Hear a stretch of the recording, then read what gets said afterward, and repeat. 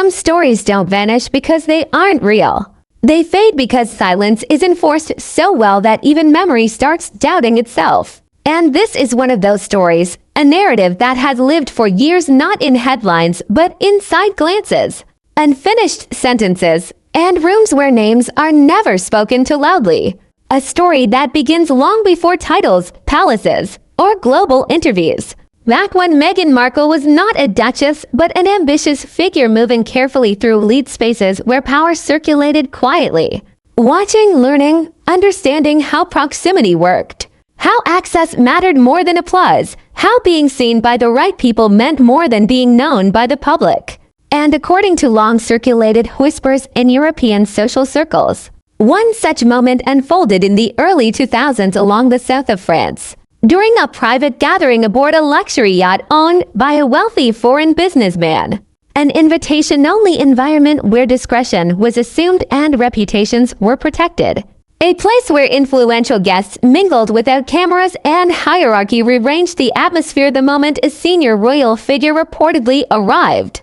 Not announced, not celebrated, just present, causing conversations to soften and attention to subtly redirect. And insiders who later spoke privately about that night described how Meghan appeared unusually confident. Not starstruck, not hesitant, but alert, deliberate. Positioning herself where influence naturally flowed, engaging quickly, comfortably. As if she understood exactly how moments like these worked. And while no official record exists and no photographs surfaced, accounts from people who claimed to be present say the interaction between the two escalated rapidly, disappearing from the main gathering for an extended period. An absence that drew quiet notice but no questions. Because in circles like these questions were never asked, only remembered. And afterward the weekend ended, life resumed. The royal figure returned to his protected world, and Meghan moved on. Yet according to sources familiar with the social aftermath, she believed the encounter carried meaning beyond that isolated moment. Attempting contact that allegedly went unanswered, leading to a silence that wasn't explained but unmistakably enforced.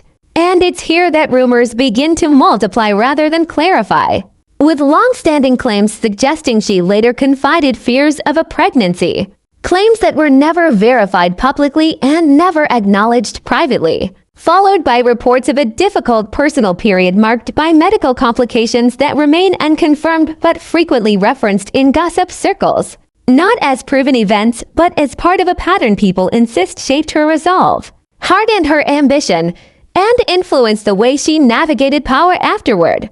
And years passed, the whispers quieted, until history took an unexpected turn and Meghan re-entered the royal orbit not as an outsider, but as family. Suddenly standing inside the very institution that once felt unreachable. And observers noticed something subtle yet persistent, a stiffness in certain interactions. Avoidance rather than confrontation, a tension that required no words. Because the royal system does not address uncomfortable history.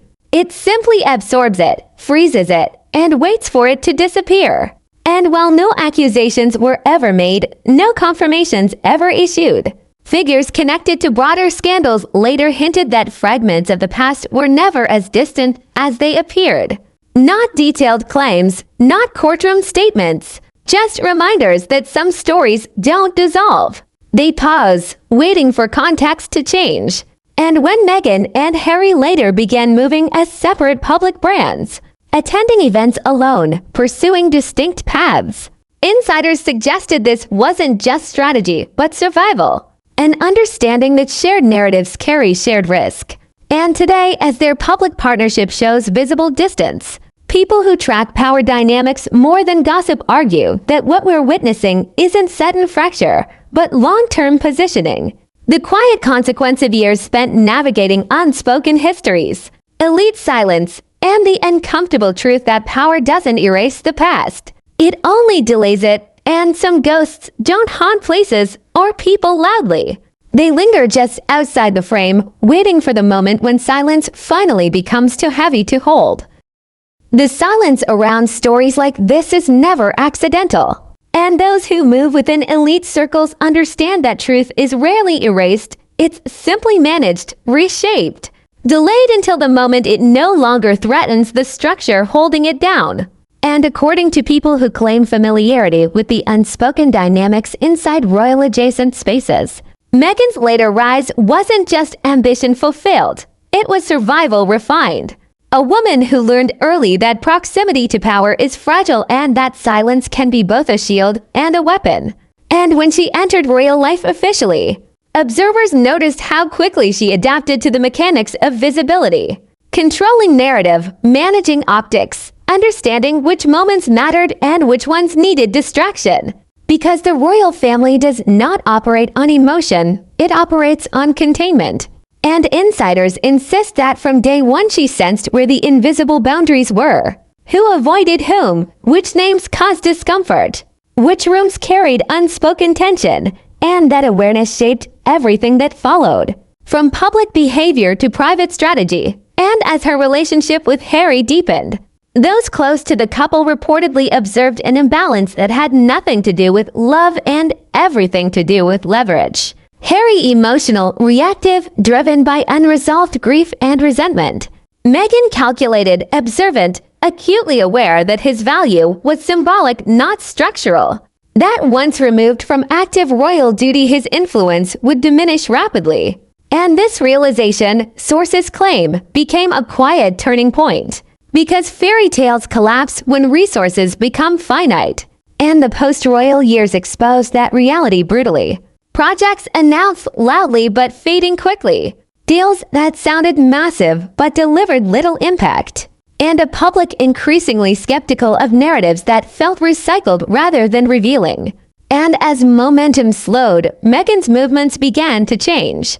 Appearing solo at events where power gathered quietly, technology conferences, philanthropic dinners with billionaires rather than celebrities, environments where money speaks softer but carries more permanence.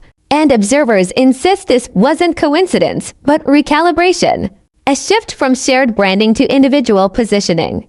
Because in elite circles, partnerships are reassessed constantly. And loyalty follows trajectory, not sentiment. And while no public confirmation exists, industry insiders whisper that advisors began encouraging separation of image long before the public noticed it, warning that Harry's ongoing family conflict limited appeal while Meghan's brand still had room to pivot.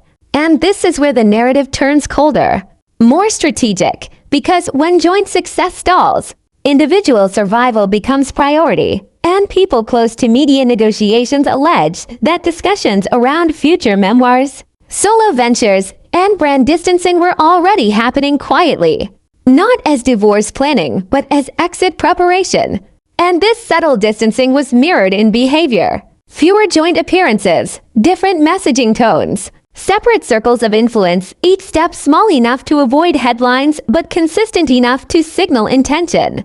And critics argue this is where public sympathy eroded, because audiences sense authenticity before they can explain it. And what once felt rebellious began to feel rehearsed, and Hollywood, famously unforgiving, began stepping back, allies growing quiet, invitations thinning, enthusiasm cooling. Not out of malice, but calculation, because association follows heat, and heat was fading. And within this cooling environment, the whispers returned, not the old yacht stories specifically, but the idea that Meghan's past was more layered than her curated image suggested. That ambition wasn't born in palace corridors, but forged much earlier in rooms where power required silence. And people who claim to have watched her evolution describe a pattern not of scandal but of adaptation, moving from one sphere to another, adjusting tactics as doors closed and others opened.